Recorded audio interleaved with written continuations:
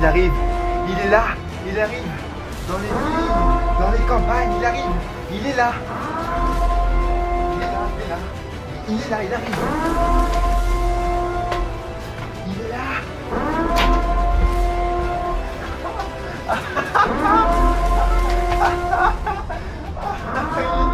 Il est là. Il est là. Il arrive.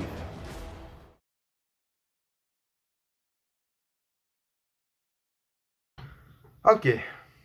Ok. Les gars, l'heure est grande. L'heure est historique. 7 ans. 7 ans.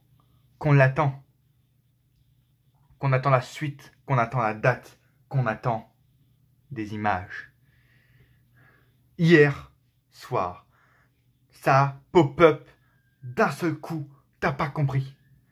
Hier soir, l'histoire s'est écrite. L'histoire s'est annoncée.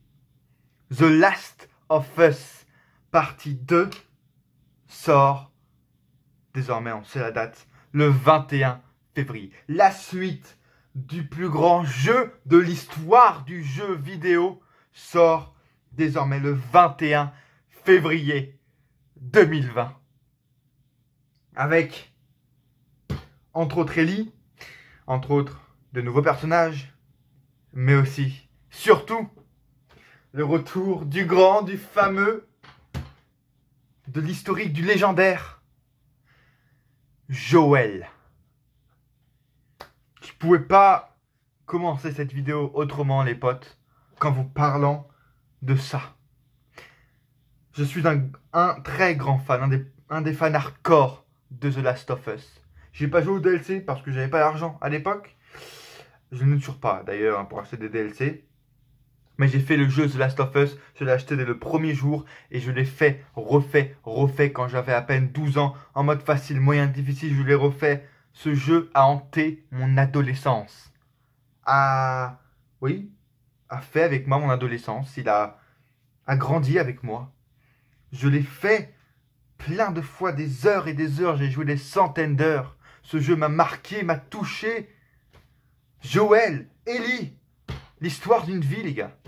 Avec cette histoire d'apocalypse, de monde apocalyptique après une invasion, une infection de l'humanité qu'on appelle des claqueurs. Et hier, soir avant de dormir, les mecs sortent, bam, pop-up, trailer du jeu avec l'annonce. Qu'est dire?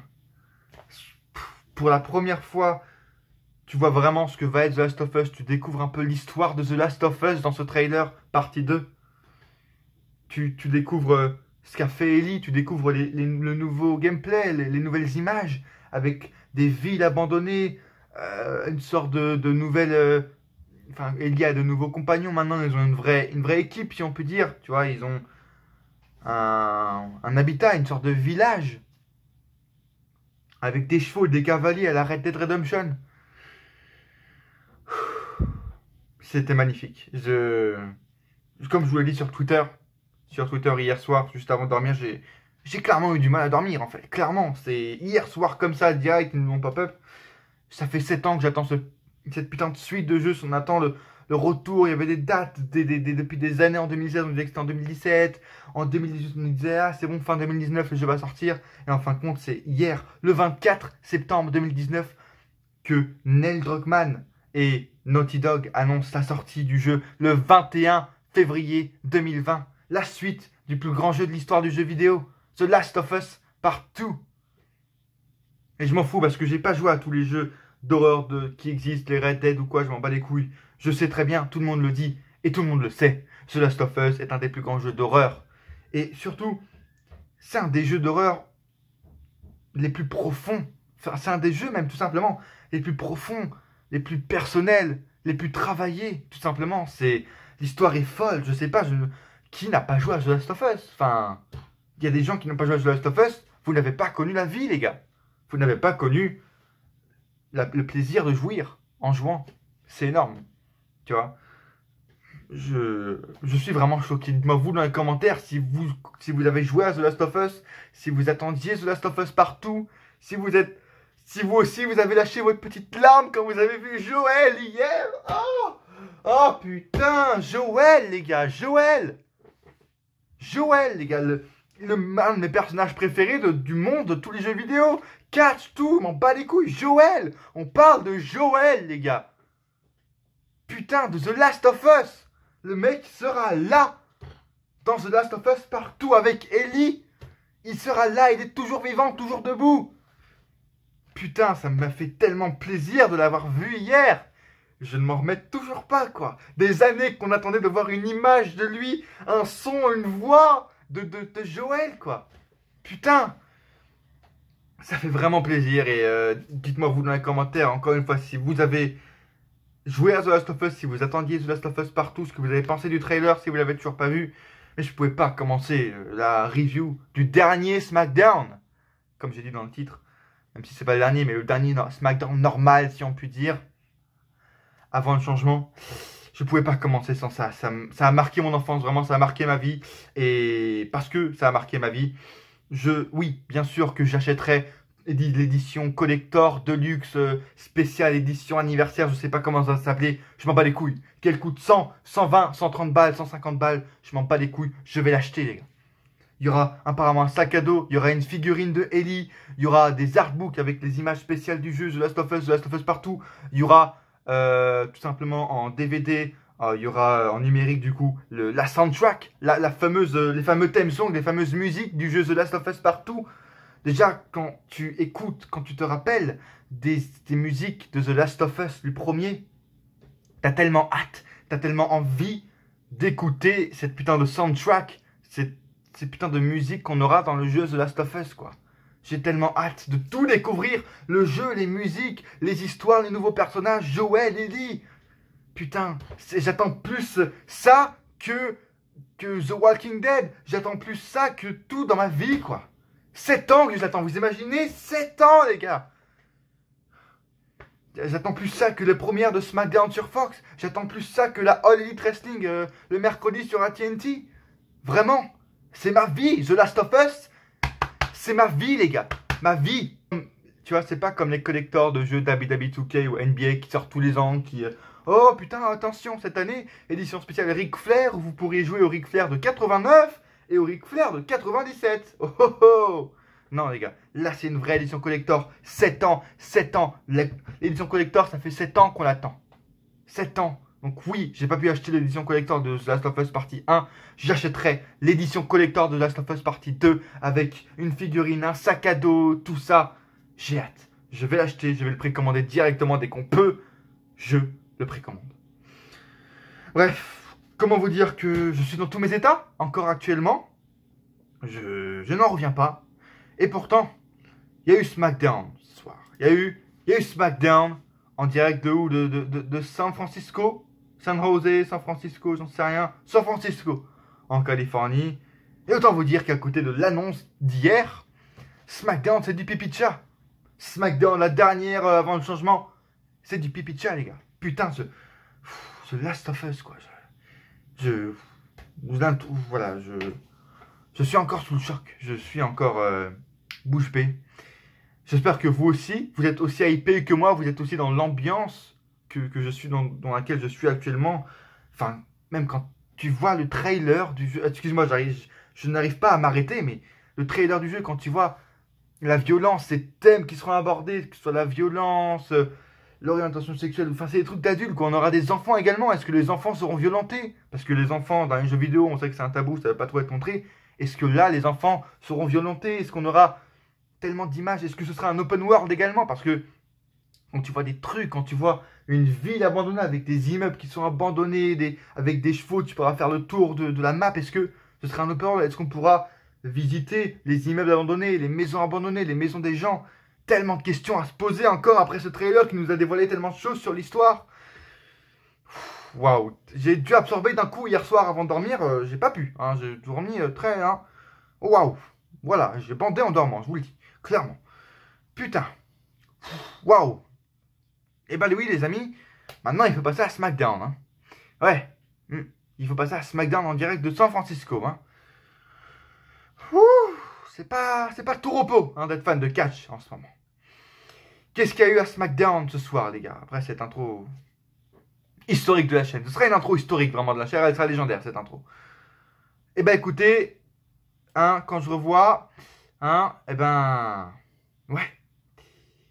Eh ben, c'était bien de la merde. C'était bien de la merde, ce SmackDown. Waouh, je ne reconnais plus SmackDown, en fait. C'est nul. C'est clairement de la merde, SmackDown, actuellement. J'ai très hâte, en fait, qu'ils arrivent sur la Fox, pour le coup, pas aussi hâte que The Last of Us Partout, le 21 février 2020. Mais j'ai hâte de voir ce qu'ils vont faire avec SmackDown sur Fox, en fait. Parce que là, la Fox veut que la WWE atteigne les 3 millions de téléspectateurs avec SmackDown. Ouais, bah c'est pas avec un Asuka Kairi Sane contre Mandy Rose et Sonya Deville qui dure 3 minutes 30 que tu vas attirer 3 millions de gens. Sachant que 5 minutes avant, les Asuka et Kairi Sane, on les a vus courir après Carmella qui est la championne 24/7. Hein, c'est pas avec un New Day contre B-Team que tu vas attirer 3 millions de mecs. Hein. C'est pas avec un Sasha Banks et Bayley contre Charlotte qui est face et Carmella qui n'a aucun sens que ça va attirer des gens. Sasha Banks devrait actuellement niquer Becky Lynch à chaque fois. Elle devrait l'insulter au micro, la défoncer dans les backstage, la défoncer sur le ring, de partout. Elle devrait détruire Becky Lynch jusqu'à Hell in a Cell, jusqu'à qu'elle lui pète la gueule dans la cage à Hell in a Cell. Ça n'a aucun sens ce qu'elle fait actuellement avec Charlotte, avec Bayley. Sasha Banks doit être en solo. En solo, Bayley doit être expulsée de ça. Sasha Banks n'a pas besoin de Bayley, n'a pas besoin de faire des matchs tag team qui n'ont aucun putain de sens dans cette storyline. Bref, c'est pas avec ça, les gars. Chad Gable, Mike Kanellis. On est où? On est où? On est où, là? Chad Gable, le mec, je disais hier dans la review de Raw, si vous l'avez toujours pas vu d'ailleurs. Ouais, c'est bien, il le construit en nouveau mid-carder, ça va être bien. Tu commences à une storyline avec Mike Kanellis. Mais qu'est-ce qui se passe, en fait, là? Promo de Kofi Kingston qui n'a aucun sens. Michael Cole qui pose 3 fois la même question. Kofi, qu'est-ce que tu penses? Pourquoi t'as accepté le challenge de Brock Lesnar? T'as peur ou pas? Machin, non, j'ai pas peur, je suis champion. Ah ouais? Et du coup, t'as peur ou pas? Ah non, mais moi je suis champion, je suis là pour me défendre. Ah ouais? Mais du coup, t'as peur? Ta gueule, Michael Cole! Réfléchis avant de poser des questions! Tu sais parler, tu sais être intervieweur ou pas? Tu poses 10 fois la même question. Putain, tout m'exaspère en fait dans ce SmackDown Live. Heureusement que c'est dernier sur USA, j'espère que le changement va arriver. Vraiment, là quand on va arriver sur Fox, j'espère que tout va changer parce que il y en a besoin. Vraiment, il y en a besoin. Une draft, une shake-up, vous l'appelez comme vous voulez. Il y en a vraiment besoin. Vous voyez les gars, je sais être salé quand il faut. Hein, je sais être un haters quand il le faut. Et là, c'est juste, il faut être un haters. Pour ça, il faut critiquer. Quand il faut critiquer, les gars, je suis là. Je ne suis pas toujours en train de sucer la bite de la WWE. Quand il faut critiquer, je le dis et je le fais, les gars. Ce SmackDown Live, les 3/4 des choses qui sont passées ce soir, c'était carrément pourri. Vraiment. Il y a juste le début et la fin qui étaient pas mal. Bref, bienvenue sur cette chaîne, les gars. Bienvenue sur la vidéo review de SmackDown et review, analyse de The Last of Us Partout, qui sort encore une fois le 21 février 2020. Je m'en remets pas. Layout, encore une fois, qui n'a pas changé. Toujours là ou en bas. Cette fois pour SmackDown, c'est en bas. Je vous l'ai dit hier dans ma review de Raw.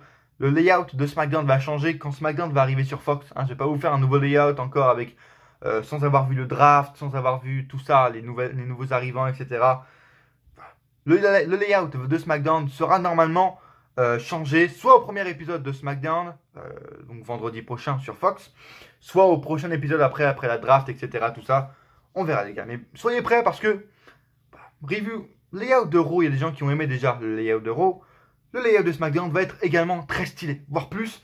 Et peut-être que ce ne sera pas le seul layout qui va sortir. Peut-être qu'il y a d'autres vidéos, review, hashtag Wednesday Night Wars, hashtag NXT contre l'Elite. Je ne sais pas, je n'ai rien dit. Bref, les gars, soyez présents. Soyez présents également pour les prochaines vidéos. Parce que, déjà, j'espère que vous avez vu la dernière vidéo qui est sortie hier. review de Raw. On nous parle de tout, on nous parle de ce qui se passe à Raw, de ce qui devrait changer à Raw, de ce qui est bien à Raw. Et je vous le redis encore une fois, les 3/4 des choses qui se passent à Raw actuellement sont très bien. C'est les choses qu'il faut faire.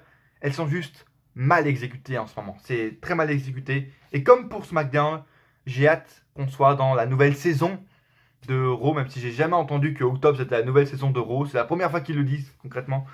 Et j'ai hâte vraiment d'être dans la nouvelle saison, que tout change en fait la semaine prochaine, d'avoir de l'air frais en fait. Tout simplement de l'air frais, une nouvelle ère, si on peut dire, à la WWE. Donc ne manquez pas, allez checker la review de Raw hier, sortie hier du coup par moi. Et abonnez-vous, encore une fois, Raw tout 300, Raw tout 500, Raw tout 1K, les 300 on les a atteints, merci les gars. Maintenant on augmente parce que plus on est de fous, plus on rit, plus on est de fous, plus il y aura de vidéos spéciales. Et restez connectés parce que fin de semaine, il y aura sûrement une vidéo spéciale sur ce qui va arriver bientôt dans le catch, sur ce qui va arriver bientôt vendredi. J'ai rien dit les gars, mais une vidéo qui va être spéciale, il y en aura de plus en plus, donc soyez prêts. Vraiment soyez prêts. J'ai également une vidéo, ça fait partie de la review de Raw, je vous l'avais dit il y a quelques semaines, où en fait j'avais sorti une review, j'avais sorti ma review de Raw il y a quelques semaines, j'avais parlé de pourquoi les superstars actuels ne sont pas de vrais superstars, ce sont vraiment des trucs plats en fait, c'est pas des superstars comme il y a 20 ans en fait tout simplement. Donc c'est pour ça qu'en gros je dis que les superstars actuels c'est de la merde. Et je ne sais pas en fait quand sortir cette vidéo parce que en ce moment on est tellement chargé avec les débuts de la All Elite, tout ça, on est tellement chargé en ce moment que je ne sais pas quand sortir cette vidéo, mais elle va sortir également. Donc vidéo ça sur les superstars actuels qui sont ridiculisés par les superstars anciennes. Voilà les vidéos, celle-là elle va sortir, je ne sais pas quand mais elle va sortir. Et fin de semaine normalement, vidéo spéciale sur un truc qui va arriver la semaine prochaine. Je ne vous dis pas quoi. Hein. Déjà je dis la semaine prochaine, c'est déjà un assez gros indice. Voilà. Normalement, je la tourne cet après-midi. Elle sortira fin de semaine, vendredi, samedi. Vous verrez bien, les gars. Donc, be ready, parce que la chaîne, ça va s'activer. Sur la chaîne, en ce moment, ça va s'activer. Donc, soyez là, soyez présents. Abonnez-vous maintenant. Abonnez-vous, si ce n'est pas déjà fait. Et activez la cloche. Je vous le dis pas souvent, mais c'est important. Pour recevoir toutes les notifications, il faut s'abonner. Mais également sur YouTube, il faut activer la cloche pour recevoir les notifications de toutes les nouvelles vidéos qui sortent sur la chaîne, tout ça. Donc voilà. Et dites-moi évidemment bien sûr dans les commentaires ce que vous avez pensé de SmackDown, parce que j'ai créé une communauté, j'ai créé ma chaîne pour avoir une communauté. Je veux parler avec vous, donc maintenant dites-moi dans les commentaires si vous avez aimé ce SmackDown, si vous attendez, qu'est-ce que vous attendez en fait du SmackDown sur Fox, de l'arrivée de SmackDown sur Fox. Est-ce qu'on commencerait pas la review de SmackDown? Si, bien sûr, on commencerait la review de SmackDown maintenant les gars, en direct de San Francisco, Californie, le dernier SmackDown sur USA du moins, avant le draft. Et le show commence avec Eric Rowan d'abord qui arrive, tout ça. Il dit quoi le petit Eric? Il prend le micro, Eric dit que ce qu'on a vu, ce qui était de l'art, des gens chantent au fond de la peinture, lui il détruit. Il a créé une violence qui ordonne le respect. Rowan dit que ce n'est pas important ce que l'on fait, tant qu'on peut dominer, ça fait qu'on a raison. Il parle pas très français. Bref. Reigns sait qu'il a raison, Bryan sait qu'il a raison et tout le roster le sait. La musique de Bryan donc arrive et là on a Bryan qui arrive et se fait popper comme jamais. Concrètement, Bryan, est-ce qu'il a fait un face turn? Je n'en sais rien. Moi je vous le dis, je ne suis pas pour un face turn de Bryan, je veux qu'il reste heel. On a vu à la fin, bref. Bryan arrive, il en a marre en fait de tout ça, il dit écoute, petit con, je te propose un match parce que tu es en train de détruire ma crédibilité, donc je te propose un match. Et là direct, qu'est-ce qu'on a? Eric Rowan contre Daniel Bryan. Bah oui, bien sûr, je dis oui moi. Moi, merci, allez-y les gars. Et un bon match, un bon petit match pour débuter le show entre Eric Rowan et Daniel Bryan. Ce qui confirme du coup qu'on aura un match tag team à Hell in a Cell. Parce que sinon il aurait fait ce match à Hell in a Cell. Donc voilà, cool, super match. À la fin, tu as Luke Harper qui intervient pour aider Eric Rowan. Ce qui donne la victoire à Eric Rowan. C'est bien, c'est super, ça décrédibilise pas non plus Bryan parce qu'il y a une intervention. Reigns arrive à la fin pour tous les détruire, il se fait quand même enculer. Oui, Bryan et Reigns du coup arrivent à revenir, arrivent à dominer. Et là, t'as Reigns qui veut donc aider Bryan à se ressoulever. Bryan lui pousse la main. Donc est-ce qu'il reste heel, est-ce qu'il reste face, je ne sais pas. En tout cas, à la fin, Bryan propose de s'associer avec Roman Reigns pour faire un tag team match à Hell in a Cell. Bryan et Rowan contre Eric Rowan et Luke Harper. C'est officiel maintenant. Je ne sais pas vraiment et j'espère qu'il va rester heel. Bryan, parce que voilà, on sait qu'il a repoussé, il veut juste s'associer pour l'instant à Roman Reigns pour botter le cul ensemble de Eric Rowan et Luke Harper, parce que voilà, il le mérite, vengeance, etc. Le match va être sûrement cool, et il ne sait, je vous le dis, je suis hypé, parce que le match, c'est une histoire, il y a une histoire autour, elle est comme elle est, mais j'ai envie de voir ce que ça va donner, voilà. Bryan, vraiment, je vous le confirme maintenant, encore une fois, je veux qu'il reste heel. À la fin du match, s'il perd ou il gagne à Hell in a Cell, je veux pas qu'il attaque Rowan Reigns ou quoi, mais il faut qu'il reste heel. Même s'il a des gros encouragements, le public commence à repopper Bryan à fond, c'est un truc de malade, il le repop, un truc de fou. Mais je veux qu'il reste vraiment heel, parce qu'il est meilleur en heel. Et puis ça n'aurait aucun sens en fait de se retourner d'un coup. Enfin, même si voilà, Eric Rowan lui a tourné le dos, moi je veux que Bryan reste heel. Ça ferait du bien à SmackDown Live, vraiment, vraiment. En tout cas, s'il reste à SmackDown Live après la fameuse draft. De retour, on a une promo, hein, une interview plutôt de Kofi par Michael Cole, la fameuse interview où le mec demande 3 fois: ah ouais, t'as peur de Brock Lesnar? Ouais, mais je suis challenge, enfin voilà, je suis champion, du coup je challenge, j'ai pas peur. Ah ouais, mais t'as peur de Brock Lesnar du coup? On va passer parce que c'est nul, vraiment nul. Comme Becky Lynch, hier, l'interview de Becky Lynch à Raw avec Michael Cole était mieux, tu vois. Mais alors là, voilà, le mec, Kofi il dit juste les trucs de base, quoi, qu'il va pas laisser partir son titre, etc. Michael Cole, nique ta race, hein, apparemment il y a des rumeurs comme quoi Michael Cole ne serait plus aux commentaires ni de Raw et peut-être de SmackDown. Non, je ne veux pas. Je ne veux pas. Je veux justement plus que Michael Cole ne soit ni à Raw ni à SmackDown, les potes. Je veux qu'il se casse, vraiment. Qu'il ne... Je ne veux plus de Michael Cole. Hein. Je le rejette. Je le rejette de ma vie. Je le rejette. Bref. Chad Gable arrive et là on a Mike Ennis contre Chad Gable. C'est une catastrophe. Ouais. Écoute, Mike Ennis dit que... et il l'interrompt parce que il veut prouver à sa femme que la taille ça compte. Voilà, les mecs font encore des blagues sur la taille de Chad Gable. Voilà, Vince recommence, j'ai envie de vous dire. Vince recommence à vouloir faire des blagues sur la taille des superstars. Ah, t'es petit, du coup tu vas pas réussir tu vas pas réussir dans ta vie, tu vas pas réussir dans ta carrière, tu vas toujours perdre. Et voilà, le mec, du coup, ça va être un underdog maintenant. C'est un mid-cardeur, mais underdog. C'est cool que ce soit un mid-cardeur, enfin, qu'ils essayent du moins de le monter en mid-cardeur, mais faut qu'on arrête hein, les blagues avec sa taille. On n'est plus en 2000, les gars. Hein, on n'est plus en 2005. Enfin bref. On s'en fout en fait de sa taille, surtout que Mike Ennis n'était pas plus grand que ça. Qu'est-ce qu'on a? Elias, du coup, après, Chad Gable gagne son match, bien sûr. Elias arrive sur le Titantron, on le voit apparaître. Donc une nouvelle storyline apparemment commence entre Elias et Chad Gable. Je pense que ça fait suite au match Elias contre Gable qu'on aurait dû avoir au King of the Ring et qu'on n'a pas eu à cause de la blessure d'Elias. Pourquoi pas? Ça pourrait mettre en avant Elias. Bref, ça occupe de superstars qui n'ont rien. Tant mieux. Charlotte Flair, Carmella. Elles font équipe, ça n'a aucun sens. Elles affrontent Sasha Banks et Bayley, la fameuse Hassenbach Connection. La fameuse, la tant aimée équipe entre Sasha Banks et Bayley. Ça n'a tellement aucun sens. Sasha Banks voilà, fait un match avec Carmella et Charlotte qui n'apporte pas, qui n'a fait pas avancer sa rivalité avec Becky Lynch. Elle devrait être toute seule à Raw, sans Bayley, en train de défoncer au micro et physiquement Becky Lynch, en train de, je sais pas, elle lui vole son titre, elle la fout, je sais pas, elle lui fait tomber en haut des escaliers, j'en sais rien, faudrait qu'elle la tue en fait, parce que la meuf, tu vois, il y a une rivalité, il y a une vraie tension entre elles, elles vont assister, ce serait historique en fait, leur prochain match à Hell in a Cell, c'est seulement le deuxième Hell in a Cell match féminin de l'histoire, et les gars ne construisent pas du tout ça comme un truc historique, alors que ça l'est. Donc bon, voilà, en tout cas c'est la fin, hein, je vous le dis, de la rivalité Sacha-Becky, parce que dès la semaine prochaine, c'est la nouvelle saison de Raw, à SmackDown, c'est SmackDown première, les 20 ans de SmackDown, du coup, voilà, comme je vous l'ai dit hier à Raw, n'attendez pas que les rivalités avancent, que ce soit à Raw ou à SmackDown, les storylines sont terminées.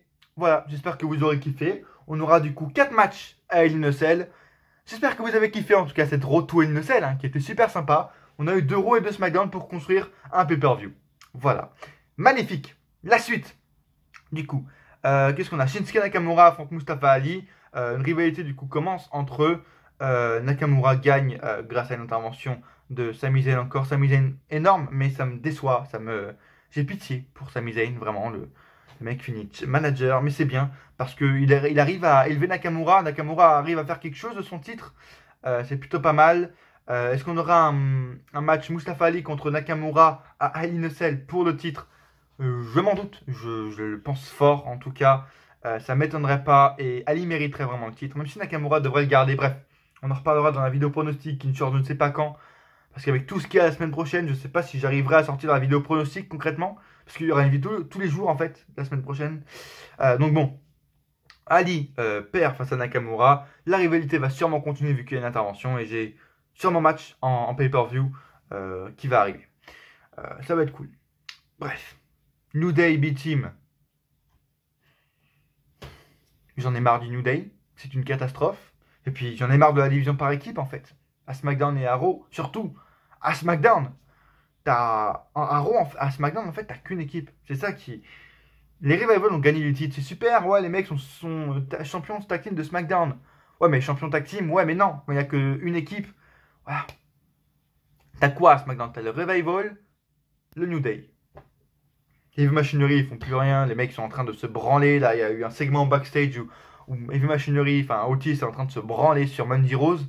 C'est cool, hein, ils sont drôles. Ils sont pas trop, tu vois, ils sont pas trop surexposés en mode Street Profits, tu vois, en mode super drôle. On est Jones. Non, mais ils font rien. Heavy Machinery ne font rien. B-Team, voilà. Et il y a que ça. Il y a que 4 équipes. À SmackDown, il y en a que 2 qui font quelque chose. Et les champions par équipe qui sont même pas apparus d'ailleurs ce soir. À quoi ça sert de les faire apparaître? Asuka et Kairi Sane affrontent Mandy Rose et Sonya Deville. Oui, bien sûr. Les 4, on les a vu courir il y a 5 minutes là. Après Carmella pour le titre 24/7. Je sais pas qu'est-ce que ça va leur apporter, Asuka. Je sais pas. Ça va t'apporter quoi, Asuka? Ça va te rapporter de la crédibilité? Ça va te rapporter de la popularité? Non, je crois pas. T'es morte. Hein. T'es morte, Asuka. Arrête. Casse-toi. Va faire tes vidéos sur YouTube, là, sur Gaming, ta chaîne YouTube. Va faire des unboxings de chaises. Putain. Ah ouais, Asuka fait des unboxings de chaises. Et voilà. Arrête. Merci. Bon, bah, match de 3 minutes 50. Asuka et Kairi Sane gagnent pour ne plus les voir 3 semaines après. Voilà, on va plus les voir. Asuka, Kairi Sane, bon, bah, merci. Ça me déçoit, vraiment, ça me déçoit. Là, t'as 4 potentielles challengeuses pour un titre solo, pour le titre de Bayley, et les meufs en font rien, quoi. Sérieux. Asuka aurait pu être construite, Kairi Sane aurait pu être construite comme challengeuse au titre quand elle est arrivée. Je crois que c'était quoi? C'était vers après WrestleMania 35. Les mecs l'ont mise en tag team et elle n'a pas été montrée durant 4 mois, quoi. Et là, il est remontré, puis elle gagne, et puis la semaine d'après, elle va perdre contre Sonya Deville et Mandy Rose, et puis la semaine d'après, c'est Sonya Deville qui va encore perdre. Je suis déçu pour Sonya Deville, surtout pour qui c'était son anniversaire d'ailleurs, la semaine hier. C'était l'anniversaire de my girl, Sonya Deville. Je suis déçu pour les 4 en fait. T'as 4 potentiels challenges au titre et t'en fais rien. Ça me les brise. Pour la division féminine, c'est une catastrophe à SmackDown. Et qu'est-ce qu'on a? Tac. Et le truc final évidemment parce que quand c'est pas Roman Reigns qui est le main event, c'est Shane McMahon. Et maintenant, quand ce sera pas Roman Reigns qui sera le main event et quand ce sera pas Shane McMahon, ce sera Brock Lesnar. Voilà, à SmackDown. Super, hein? On a très hâte. On a très très hâte en tout cas. Donc Shane McMahon arrive sur le ring avec ses avocats apparemment. Je sais pas si c'est des vrais avocats ou si c'est des avocats réels de la WWE ou si c'est juste des figurants. Je sais pas. On aurait bien dit que c'était des vrais avocats quand même. Bref, ils arrivent. Tac, qu'est-ce qu'il dit? Shane McMahon invite Owens à revenir, à le rejoindre sur le ring. Shane dit qu'il a fait une proposition pour Owens avec ses avocats. L'option 1 est qu'il va garder Owens en justice pendant des années. Owens va perdre des millions et son travail, appel après appel. Et il y a l'option 2. L'option 2, c'est Owens. C'est quoi? C'est tout simplement Shane qui demande d'abandonner la poursuite envers lui et d'abandonner les 25 millions d'euros d'amende qu'il demande tout simplement. Et s'il fait ça, il lui redonne sa place à SmackDown et il lui retire ses 100 000 euros d'amende. Et c'était vraiment un segment très cool. Par contre, celui-là, c'était un segment assez sympa parce que Owens, ensuite, à la fin, prend le micro et dit nique ta mère, en fait, j'en ai marre, je veux te blesser, je veux te faire du mal. Du coup, la semaine prochaine, pour la première de SmackDown sur Fox, un petit ladder match, toi et moi, pour la mallette. Si tu gagnes, je pars de SmackDown et je sais pas où je vais, sûrement à Raw. Super suspense, les potes. Et si Owens gagne, Shane McMahon, tu es viré de la WWE. Merci. Voilà, pas plus simple, pas plus compliqué. En plus, c'est un ladder match. Ça me fait chier parce que le truc négatif, c'est que maintenant, à la WWE, les stipulations en weekly, surtout à Raw et à SmackDown, c'est que pour les événements spéciaux. Tu vois, je crois la dernière stipulation qu'on a eu en weekly, c'était en début d'année quand il y a eu un Steel Cage avec Drew McIntyre et Dolph Ziggler, je crois. C'est la dernière stipulation. Et là, ils refont un ladder match, une stipulation spéciale parce que c'est la première sur Fox. C'est chiant que ce soit juste pour des événements spéciaux, mais c'est sympa. Ça va promettre du lourd. J'espère qu'Owens va gagner. Évidemment, Shane McMahon ne sera pas viré. Mais en tout cas, on ne le verra plus. Et c'est ça qu'on veut. C'est ça qu'on veut. Je crois que Eric Bischoff l'a compris. Je crois que le monde l'a compris. Et j'ai hâte. Vraiment, j'ai hâte d'être à SmackDown la semaine prochaine. Parce que, voilà, début sur Fox, plein de nouvelles choses, nouveaux theme songs, tout ça. J'ai très hâte. Et voilà. J'ai vraiment envie de voir Kevin Owens se faire défoncer par Shane McMahon. Un ladder match, ça va être sûrement cool. Voilà, il y aura plein d'overbooking. Je le sens. L'overbooking as fuck avec des layas, machin, bref, ça va être fou. J'ai envie de voir ce match et j'ai envie de voir Kevin Owens défoncer. Et à la fin, on a eu quoi? Oui, à la fin, on a eu une petite Sasha Banks dans les coulisses, enfin Becky Lynch plutôt, qui est interviewée dans les coulisses par Kayla Braxton. Sasha Banks arrive par derrière et défonce Becky Lynch. Tu vois, on dirait qu'il m'écoute. J'ai dit il y a 5 minutes, ce qu'il faut faire, c'est que Sasha Banks défonce Becky. Et à la fin du show, t'as Sasha dans les backstage qui défonce Becky. Là, elle la défonce contre les grillages, elle la défonce contre les murs, etc. Elle la défonce, elle la piétine. Magnifique. Et Sasha Banks qui sort en mode plus haute, en mode forte, en mode dominante pour ensuite, dimanche prochain, le match à une celle où elle sera sûrement dominante. Mais voilà. Et la semaine prochaine à Raw, pas à SmackDown, mais à Raw, je veux que Sasha Banks fasse la même chose, qu'elle défonce, ou qu'on ait une grosse brawl entre les deux, et que, je sais pas, qu'il y ait des mecs qui interviennent ou quoi, des femmes qui interviennent pour les séparer.